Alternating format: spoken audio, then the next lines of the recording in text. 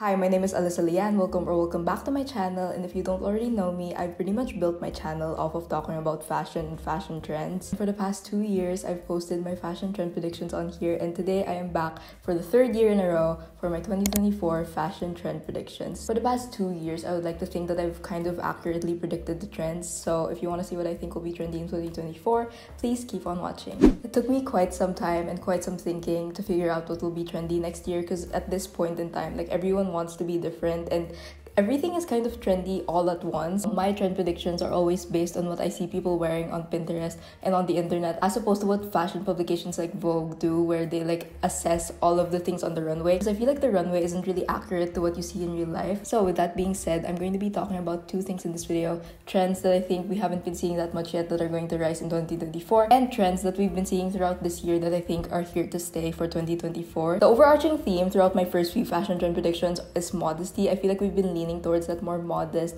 more clean, more quiet luxury type look. The first trend that I think we're going to see more and more of in 2024 is shapeless clothes. In the past few years, I feel like we've seen a lot of that really cinched look, especially with corsets being super trendy, but I feel like in 2024 we are going to see a lot more of that shapeless, just straight silhouette. Recently, I've just been seeing a lot more relaxed, less constrained, less cinched looks, not only for casual wear but even for formal wear. The fashion girlies have definitely just been embracing that really chill vibe. I haven't seen this that much yet because I feel like we have the natural inclination to show like our shape and our structure. I feel like the standard has always been like that small waist look, but recently I've been seeing a lot of that just straight look where you don't see your waist, you don't see any shape at all, you're just one straight line. I've also seen a lot of these really shapeless tops creating a little bit of a silhouette and creating a little bit of shape through asymmetry and through some details in the clothes that make it have like some structure to it. With this, I've been seeing a lot of shapeless tops and shapeless clothes in general, with asymmetrical necklines, asymmetrical hemlines, and I feel like even if the top itself is super shapeless, that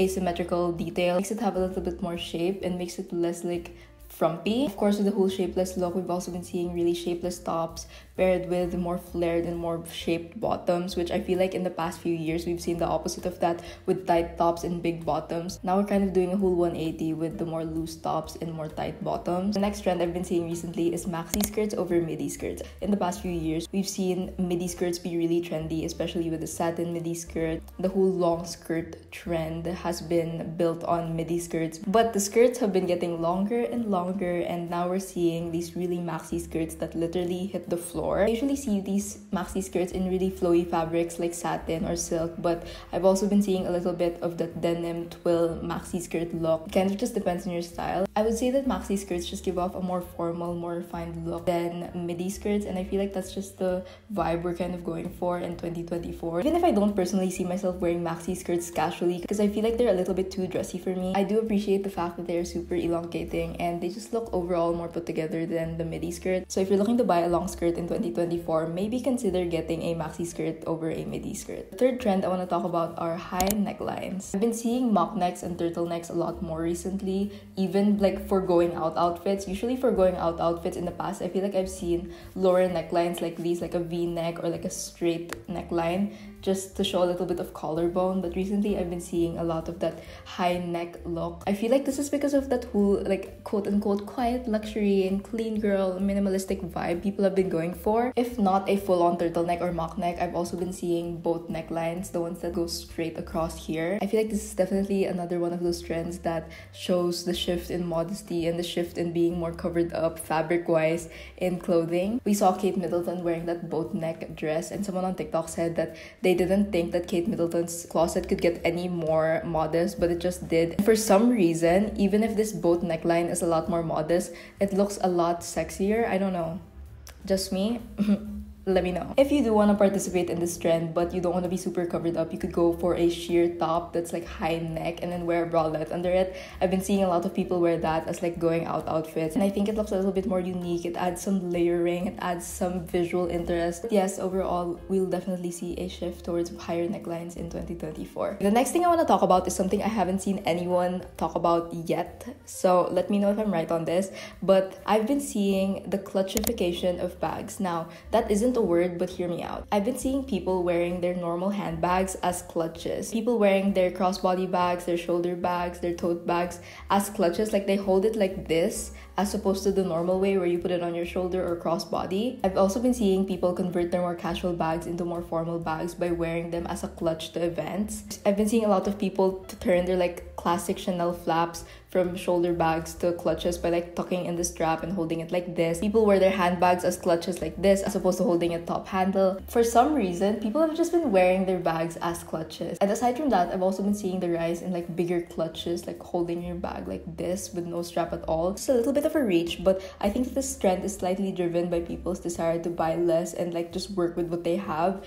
And by working with what they have, they turn their like normal handbags into clutches. And I love that. That's a resourceful slay. I love when there are just more ways to wear things and people have just been more aware about like consuming more. I was trying to look for an it bag to show on here for 2024, but honestly I couldn't find a specific bag. Rather, I feel like people have just been wearing the bags they already have as clutches. Another full 180, but the next trend is something I've seen other people talk about, and I do believe that this will be trendy in 2024, and that is just the soft pastel blue colors. In 2023, we really saw the rise of Barbie pinks, the cherry reds. We've been seeing the really feminine colors on the rise, but in 2024, I think we're gonna do the opposite of that, and we're going to be seeing a lot more soft blue tones. In my opinion, blue is kind of a neutral. I kind of pair denim blue with any color, and in my opinion, it looks okay. But at the end of the day, I feel like color trends are a little bit silly because in my opinion, you should just wear whatever suits your skin tone. The next trend I want to talk about is simplicity. I feel like this trend prediction video has been centered around really boring things, and that's because I've definitely been seeing a shift towards more simple clothes. Like the clothes have been becoming really boring recently. With that, I feel like we're going to see a lot less loud prints. We're not going to see any more of those really funky, really interesting, really unique, hyper-specific prints anymore. Fast fashion brands are going to push towards more simple, more brandless, more quiet clothing that just don't scream any specific brand in particular. The next thing I want to talk about is something I'm going to expound on from my 2023 trend predictions. In 2023, I talked about how people are going to shift towards more quality over quantity when purchasing clothes and following trends. People are going to like go for what they think will serve them for longer rather than just buying so much. As an evolution to that, I think that people have been really becoming more aware of the fabrics their clothes are made of. On TikTok, I've been seeing a rise of people talking about different fabrics, how they affect how clothing fit, how they affect how clothing lasts like in the wash, how they affect what you feel like in clothes. People have finally been speaking out about how polyester isn't the best and stuff like that. With that, I definitely think we're going to be seeing a rise in number one, greenwashing from fast fashion brands. With organic fabrics like cotton, linen, wool, cashmere becoming trendier and trendier, I feel like brands are going to start using these as buzzwords in their clothing to market them to people who think they're becoming more aware of what fabric their clothes are made of. But in reality, if you check the composition, it's going to be made of like 10% cotton, stuff like that. But it still is a cotton blend, right? That's because I feel like the mass consumers have just been starting to realize what their clothes have been made of. But moving forward, I feel like more people are definitely going to be checking the labels of clothes to see if they're made of polyester, cotton, rayon, whatnot.